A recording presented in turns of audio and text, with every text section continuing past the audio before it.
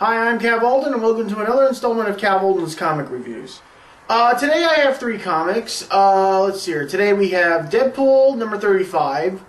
We have the annual Amazing Spider-Man number 38. And we have Booster Gold, was it 43. Let's just go straight to Deadpool. I'm first of all say I'm kind of glad they're not extending the whole Deadpool sort of thing.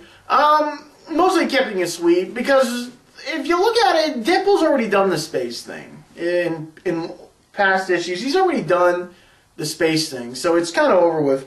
The thing is that of course he survives. The thing is that even though Deadpool has accomplished something, he's done something that people recognize him for, he still is not getting the credit that he deserves.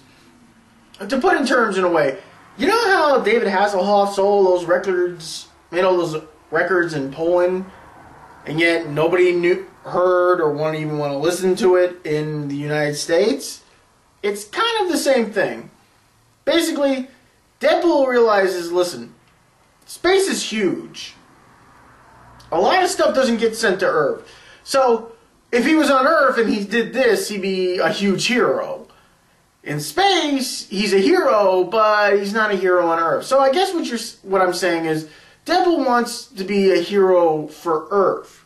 He thought if he went out in space and did something big, he would be considered a hero on Earth. But he realizes Earth doesn't really know what's going on. So I guess he's coming back to Earth, and he's going to try to work on being more of a hero there.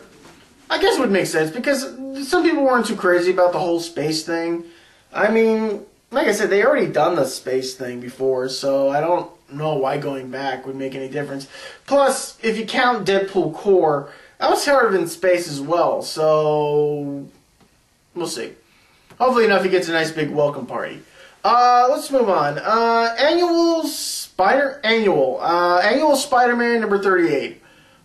This is pretty cool because this one also features Peter Parker as Spider-Man, the Incredible Hulk, and Deadpool in this one. It's called, what was it? Identity Wars. It's a 3-part issue. It's pretty good so far, and I've enjoyed reading it.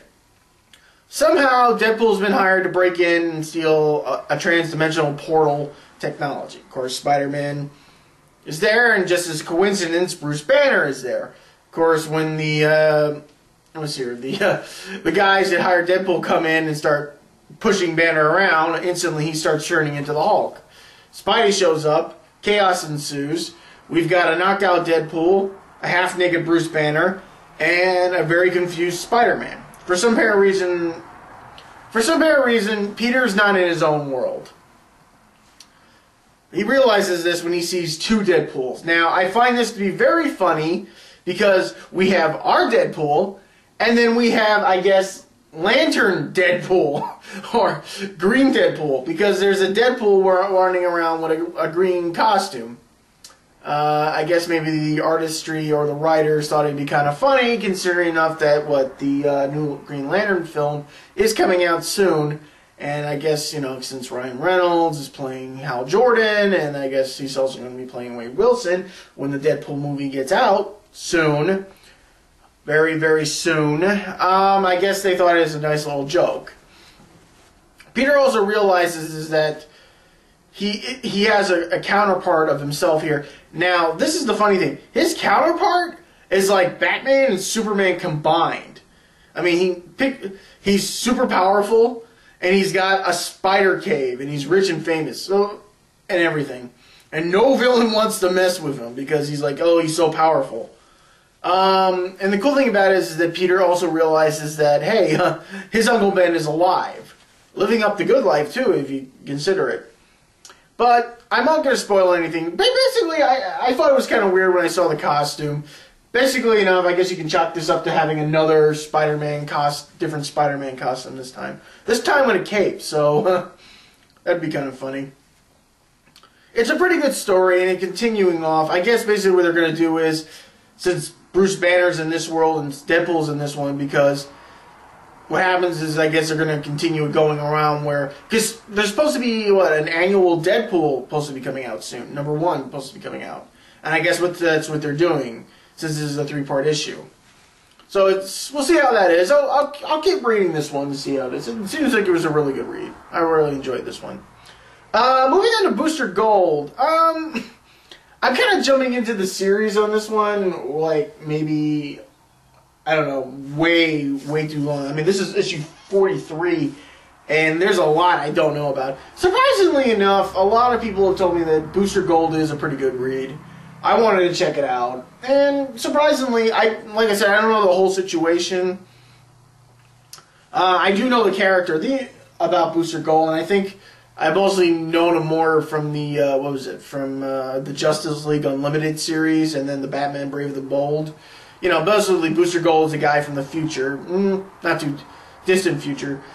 Got the superhero suit, went back in time, and tried to become a hero, only to become rich and famous. Sadly, I don't see his little robotic buddy now in this one. No, that's just me. But like I said, I've read it. It seems like a really good read. Most of the time, it just seems like Booster's getting the crap kicked out of him. And maybe that's why he's a good read, because he's supposed to be more of a humorous character as well.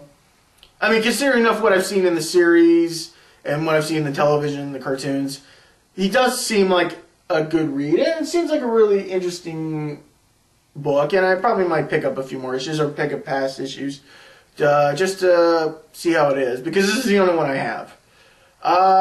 Plus, I hear rumors that Booster Gold might show up before the season finale of Smallville, which would probably be funny. I'll be honest with you, I stopped kind of watching Smallville in a while. Probably because one of my things is that the series would start, they'd have a couple episodes, take a break, show reruns, throw another couple more. You kind of lost track of it after a while. It seemed like they pulled out a whole season in about a year, like they did with ER. But like I said, Booster Gold seems like a really good read. It was pretty funny. I'm not sure what's going on. I guess I have to get more of the past issues. But it's a pretty good read. So that's it for today. We'll see how the rest of the week goes. And I'm trying to think, I don't have my phone on me, so I don't know what's coming out next week. Deadpool Max, #7, seems like a really interesting book, considering I believe Black Widow will be in it. And we'll see how that is, because I gotta see if Domino's gonna be still pregnant in this one, and they're gonna have the kid, so we're gonna have like a little baby Wade running around. That's probably gonna be fun. But that's it. Thanks.